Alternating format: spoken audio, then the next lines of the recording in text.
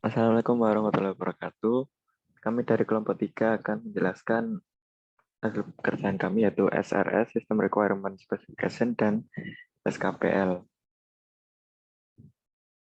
Ya, kami dari kelompok 3, ada saudara Raihan Reza Mahendra, NPM 2008-10-10-045, ada saudara Muhammad Rafli, NPM 2008-10-10-061, ada saudara Rizky Khairul, NPM 2008-10-10-082, saya sendiri Humam, NPM 2008-10-10-084.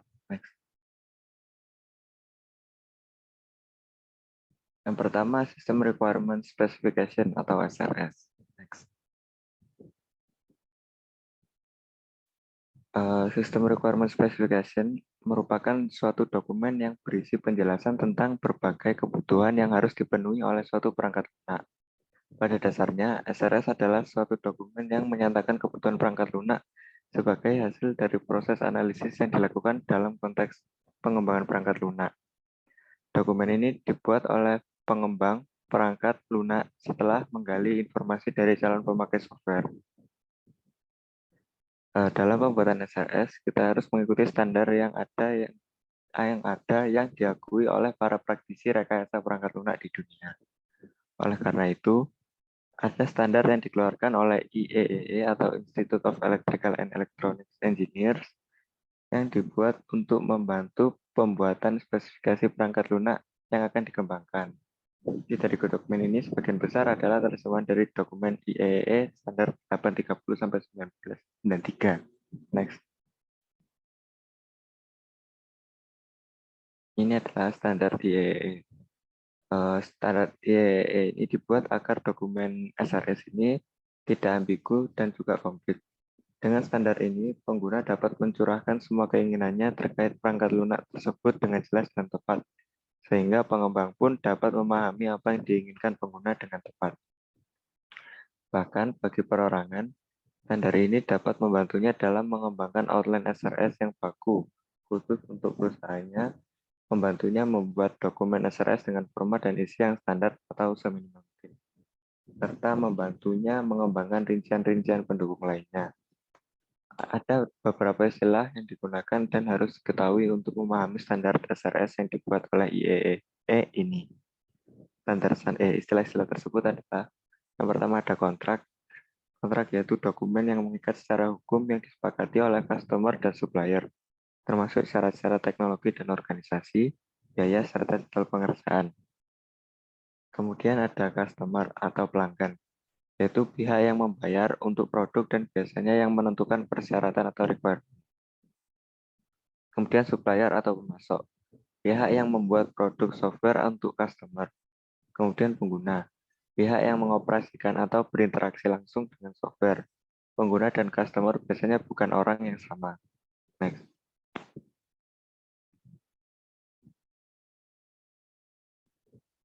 Manfaat dibuatnya SRS. Berikut adalah beberapa manfaat dari disusunnya SRS.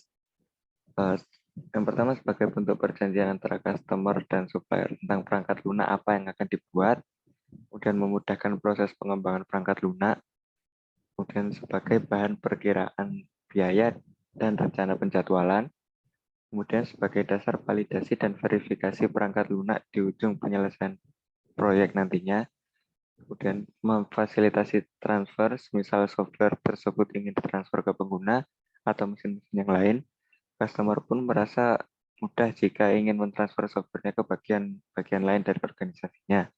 Bahkan jika terjadi pergantian personil developer, proyek dapat mudah ditransfer ke personil baru dengan memahami SRS ini. Kemudian, mendasari perbaikan produk software di kemudian hari. Jadi, kadang SRS boleh diperbaiki dengan alasan dan mekanisme tertentu, serta atas kesepakatan antara customer dan developer. Next. Kemudian, ada hal yang perlu dipertimbangkan dalam menyusun SRS. Next. Yang pertama yaitu sifat SRS. Sifat SRS ini terdiri dari yang pertama fungsionalitas, yaitu untuk apa perangkat lunak itu dibuat. Kemudian antarmuka eksternal atau external interface, dengan apa perangkat lunak berinteraksi dengan user, sistem hardware, perangkat keras di luar sistem, dan perangkat lunak lain yang di luar sistem. Kemudian performa, sejauh apa kecepatan, ketersediaan atau availability, waktu tanggap, response time, waktu recovery dari berbagai fungsi perangkat lunak yang dibuat. Kemudian ada atribut, beberapa tingkat portabilitas, tingkat kebenaran atau correctness, tingkat pemeliharaan atau maintainability, dan tingkat keamanan yang ingin dicapai. Kemudian batasan perancangan, apakah diperlukan suatu standar bahasa yang khusus, kebijaksanaan integritas basis data, batasan sumber daya, lingkungan operasi, dan lain-lain yang membatasi pilihan-pilihan yang bisa digunakan atau keputusan-keputusan yang diambil ketika perancangan SRS. Next. Kemudian ada lingkungan SRS. Ingat, ini SRS. SRS atau SKPL pada akhirnya akan menjadi dasar bagi kontrak antara developer dan customer. Maka satu dokumen SKPL atau SRS harus memenuhi syarat-syarat berikut. Yang pertama ada mendefinisikan kebutuhan software dengan benar. Kebutuhan software muncul karena ada pekerjaan yang harus diselesaikan atau karena ada karakteristik khusus dari proyek. Kemudian tidak menjelaskan rancangan atau implementasi dengan rinci. Penjelasan tersebut tidak diperlukan karena bagi pengguna hal tersebut lebih teknis dan tidak perlu. Kemudian tidak memaksakan penambahan suatu batasan dari perangkat lunak atau kebutuhan dari perangkat lunak. Kemudian yang ketiga, karakteristik SRS yang baik. Yang pertama yaitu benar atau korek. Segala kebutuhan yang atau requirement yang dicantumkan memang benar dibutuhkan oleh suatu perangkat lunak. Kemudian tidak ambigu tapi jelas. Requirement yang dicantumkan memiliki satu interpretasi, jadi tidak ada arti-arti lain, jadi jelas. Kemudian komplit atau lengkap, memenuhi beberapa elemen seperti requirement yang signifikan, mendefinisikan respon perangkat lunak dalam berbagai situasi, melengkapi label dan referensi gambar, tabel, dan diagram, serta menyertakan definisi dari istilah yang digunakan dalam SRS. Kemudian konsisten, tidak ada requirement yang dapat menimbulkan konflik. Jadi semua requirement-nya itu saling mendukung atau saling memenuhi kebutuhannya. Kemudian stabilitas, ya stabil. Kemudian dapat diverifikasi, kemudian dapat dimodifikasi dengan mudah, dengan tetap mempertahankan konsistenan dan struktur SRS tersebut. Kemudian traceable atau bisa diacak, yang berarti sumber dari setiap requirement yang dicantumkan ini harus jelas dan mampu menjadi referensi untuk pengembangan berikutnya. Next.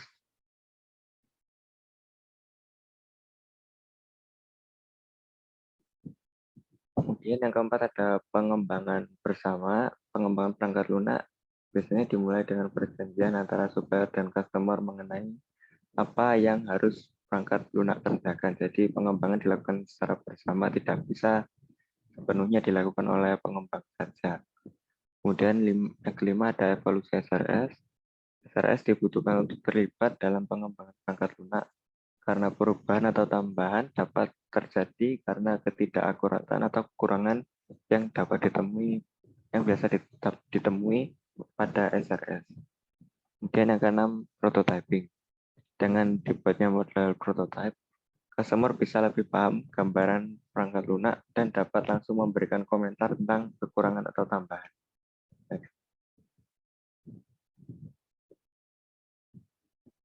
Kemudian yang ketujuh, mencantumkan desain sistem pada SRS, yaitu menyertakan gambaran desain sistem perangkat lunak untuk pemahaman yang lebih kepada customer.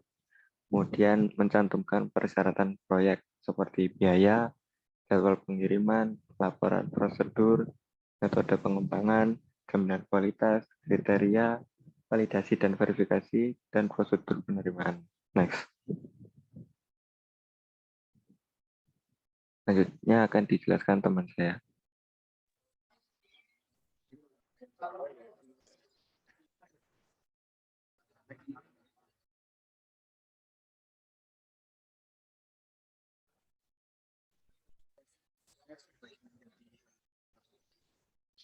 Yang pertama, Kajian atau materi, requirement definition. Lalu yang keempat, sistem arsitektur. Yang kelima, sistem requirement specification. Yang keenam, sistem models. Dan yang ketujuh, sistem evaluation analytics. Next, Mas.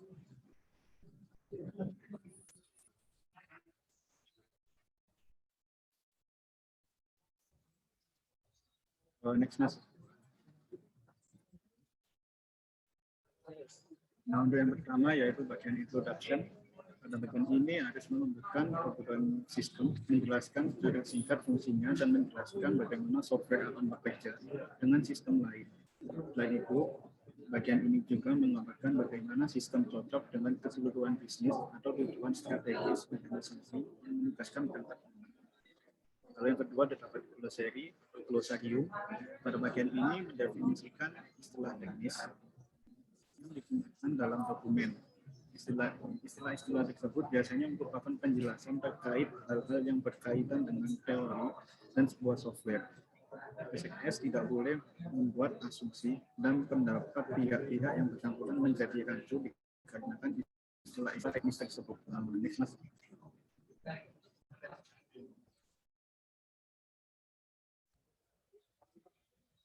Yang ketiga terdapat user requirement definition, layanan yang disediakan untuk pengguna dan persyaratan sistem non-fungsional harus dijelaskan pada bagian ini. Deskripsi ini dapat digunakan menggunakan bahasa, diagram, atau notasi lain yang dapat dipahami pihak-pihak yang bersangkutan. Standar produk dan proses yang harus diikuti harus ditentukan pada bagian ini. Lalu untuk yang keempat terdapat sistem arsitektur. Ini harus menyajikan tinjauan tingkat tinggi dari arsitektur sistem yang diantisipasi yang menunjukkan distribusi fungsi di seluruh modul sistem. Komponen arsitektur yang digunakan kembali harus disesuaikan. Next,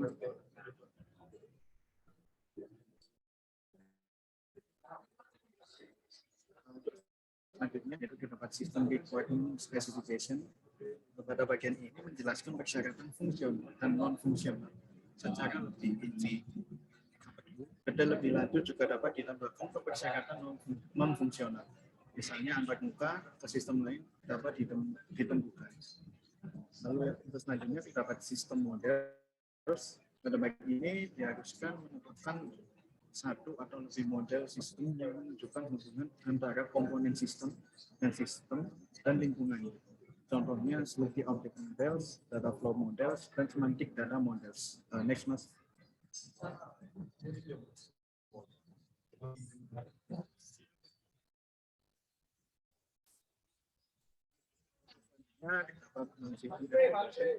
Pada bagian ini diharuskan menjelaskan asumsi dasar yang menjadi dasar sistem dan mengantisipasi perubahan karena evolusi perangkat keras, perubahan kebutuhan dan lain-lain. Lalu untuk selanjutnya terdapat appendix. Appendix pada bagian ini memberikan informasi rinci dan spesifik yang terkait dengan aplikasi yang sedang dikembangkan. Contoh lampiran yang mungkin disertakan adalah deskripsi perangkat keras dan database, persyaratan perangkat keras menunjukkan konfigurasi minimal dan optimal untuk sistem. Persyaratan database mendefinisikan data yang digunakan oleh sistem dan hubungan antar data. Next, Mas.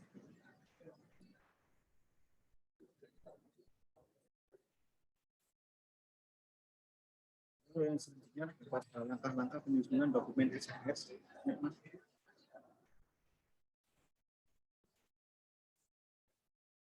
Untuk struktur, mohon maaf ini maksudnya yaitu untuk langkah-langkah pembuatan SKS terbagi menjadi 6, yaitu membuat sebuah outline dokumen, lalu mendefinisikan tujuan dari proyek, lalu yang ketiga dapat memberikan gambaran umum, lalu mendeskripsikan spesifikasi fungsional dan non-fungsional, lalu yang kelima menambahkan detail pelengkap, lalu yang keenam dapat mengajukan tujuan terhadap dokumen.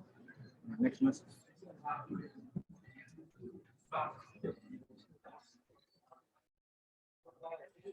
Pertama yaitu langkah pertama membuat sebuah outline. Langkah paling awal dalam membuat dokumen SKS adalah dengan menyusun kerangka atau outline dokumen. Dokumen dapat disusun dengan kreasi sendiri atau menggunakan template dari dokumen SRS sebagai pedoman awal. Berikut ini contoh mendasar dari sebuah kerangka dalam dokumen SRS.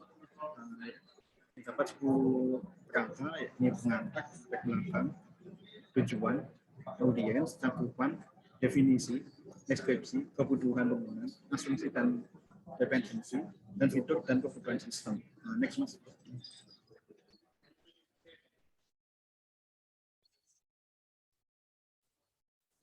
Lalu yang kedua, mendefinisikan tujuan dari dibuatnya software. Setelah penyusunan dokumen harus disempurnakan dengan menentukan tujuan software yang akan dibuat dalam awalan dokumen SRS. Bagian ini merupakan penjelasan mengenai audiens yang dituju dan cara mereka menggunakan software yang akan dibuat. Pada bagian ini, pihak ketiga akan mempertimbangkan apakah tujuan pada software yang dikembangkan sejalan dengan pertimbangan pihak ketiga. Oleh karena itu, pada bagian ini pemilik proyek berimpact dalam membuat tujuan yang dapat disepakati antar kedua pihak. Next.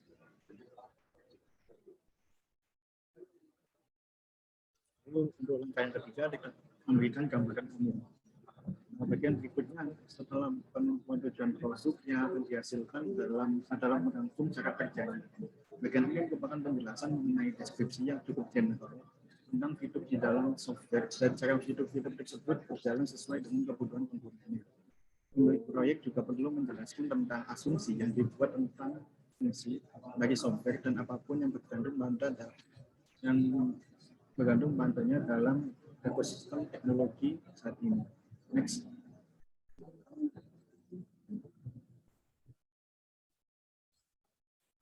Lalu yang keempat, selanjutnya mendeskripsikan spesifikasi fungsional dan non-fungsional.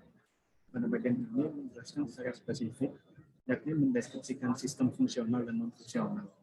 Bagian ini merupakan deskripsi detail tentang kebutuhan sistem software. Hal ini bisa dikatakan sebagai komponen yang paling penting dalam dokumen SRS. Menjelaskan kebutuhan sistem fungsional dengan cukup detail sehingga developer software dapat mulai bekerja seperti yang diinginkan. Dan juga jangan merupakan sistem non-fungsional seperti performance software dan sekuritasnya. Dalam bagian ini juga dapat ditambahkan use case untuk menjelaskan tentang cara pengguna interaksi dengan sistem software. Disinilah proyek dapat dijelaskan secara detail tujuan proyek dan mengukur indikator kemajuan proyek selama proses pengembangan software berlangsung. Next. Langkah kelima yaitu menambahkan detail pelengkap. Dalam penyusunan draft dokumen SRS, pada dokumen perlu ditambahkan detail pelengkap sehingga pihak ketiga selaku pengembang perangkat lunak dapat memulai dan menyelesaikan pekerjaan mereka dalam membentuk lampiran, daftar istilah, dan referensi yang juga diketahui. Nah, next.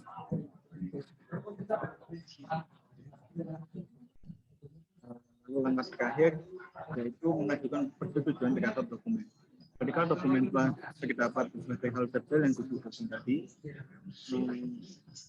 untuk yang terakhirnya kita meminta persetujuan dari pihak-pihak yang dianggap penting seperti atasan atau jajaran manajerial terhadap dokumen SRS yang telah dibuat. Kadang dibutuhkan presentasi kepada orang-orang yang terlibat dalam proses development software nantinya untuk menjelaskan draft dokumen SRS ini. Kita menuntut kemungkinan akan ada permintaan perubahan dan revisi sehingga diharuskan untuk membuat draft dokumen SRS. Jika terdapat revisi atau perubahan, jangan berarti menunjukkan bahwa proyek yang ditawarkan mendapatkan perhatian dari pihak pemodal. Next.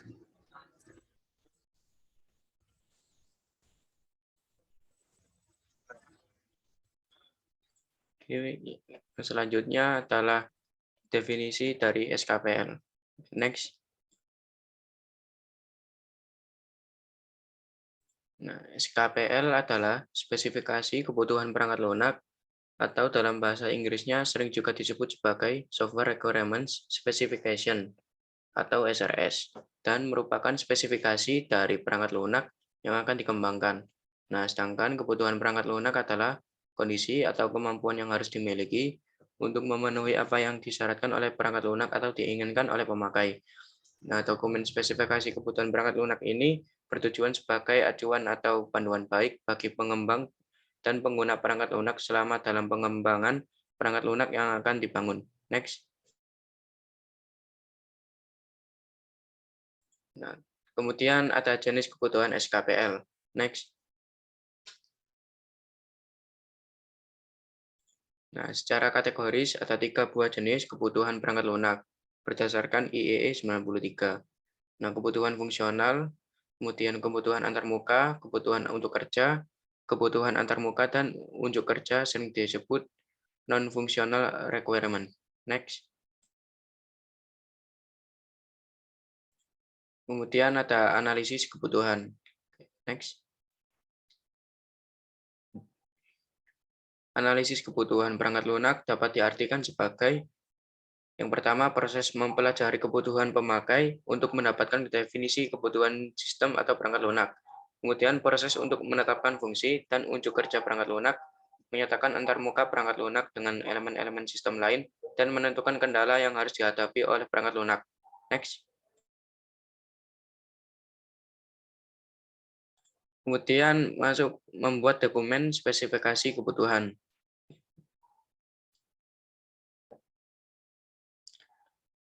Nah, semua kebutuhan yang telah didefinisikan selanjutnya dibuatkan dokumentasinya, yaitu spesifikasi kebutuhan perangkat lunak atau SKPL. Nah, SKPL yang dibuat harus dapat menyatakan secara lengkap apa yang dapat dilakukan oleh perangkat lunak, termasuk deskripsi lengkap dari semua antarmuka yang digunakan. Yang kedua, SKPL bisa terdiri dari banyak dokumentasi yang saling melengkapi. Next. Oke, kemudian masuk mengkaji ulang review kebutuhan. Next. Nah, proses untuk memeriksa validasi SKPL apakah sudah konsisten, lengkap, dan sesuai dengan apa yang diinginkan pemakai. Proses ini mungkin dilakukan lebih dari satu kali, dan sering kali muncul kebutuhan-kebutuhan baru dari pemakai. Nah, untuk itu diperlukan negosiasi antara pihak pengembang dengan pemakai sesuai prinsip win-win solution, sampai kebutuhan tersebut dapat disepakati kedua belah pihak. Next.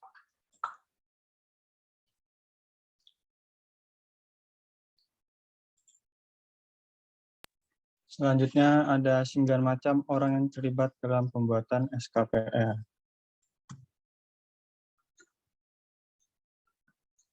Yang pertama ada pemakai atau user, yaitu kelompok orang yang mengoperasikan atau menggunakan produk final dari perangkat lunak yang dibuat.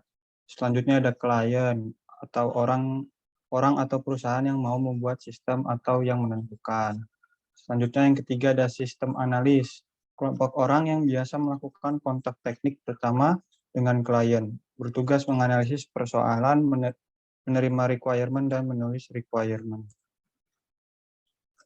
Lalu yang keempat ada software engineer, kelompok orang yang bekerja setelah kebutuhan perangkat lunak dibuat, bekerja sama dengan sistem engineer saat mendefinisikan kebutuhan perangkat lunak dan membuat deskripsi perancangannya.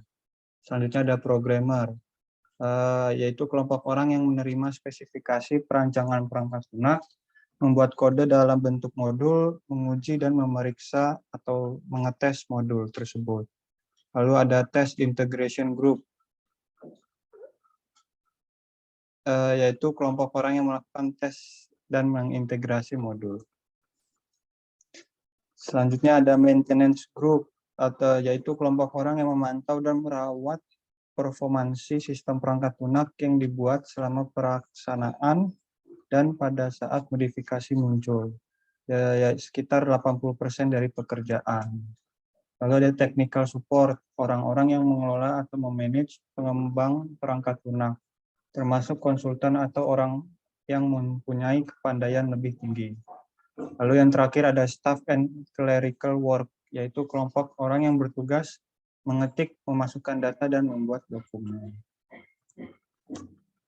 Selanjutnya ada hal-hal yang harus dihindari ketika membuat SKPL.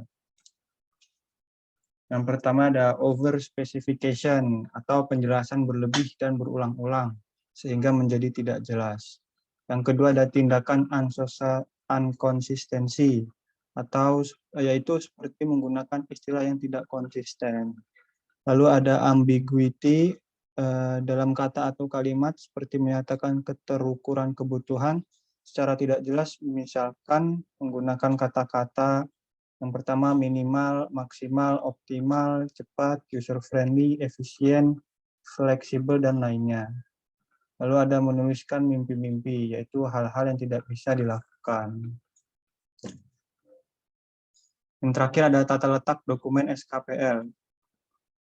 Nah, berikut ini tata letak atau format dokumen SKPL baku menurut ANSI atau IEEE STD 830 1984 adalah yang pertama, di sini ada pendahuluan. Di dalam pendahuluannya ada tujuan, ruang lingkup, definisi, referensi, sama sistematika. Lalu ada deskripsi umum, di dalam ada perspektif, kegunaan, karakteristik pengguna, batasan-batasan, asumsi, dan ketergantungan. Lalu ada spesifikasi kebutuhan. Spesifikasi kebutuhan ada yang pertama ada kebutuhan fungsional. Di dalam kebutuhan fungsional ada pendahuluan, input, proses, sama output. Lalu yang selanjutnya ada kebutuhan antarmuka eksternal. Di dalam ada antarmuka pengguna, antarmuka perangkat keras, antarmuka perangkat lunak, sama antarmuka komunikasi. Lalu selanjutnya ada kebutuhan performansi. Lalu selanjutnya ada kendala desain. Di dalam kendala desain ada standar compliance sama perangkat keras. Lalu ada atribut. Di dalam atribut terdapat keamanan sistem dan pemeliharaan. Dan yang terakhir ada kebutuhan lain seperti database, pengoperasian, dan penyesuaian tempat. Dan berikut ini daftar pustaka dalam membuat presentasi kami. Sekian, kurang lebihnya mohon maaf. Wassalamualaikum warahmatullahi wabarakatuh.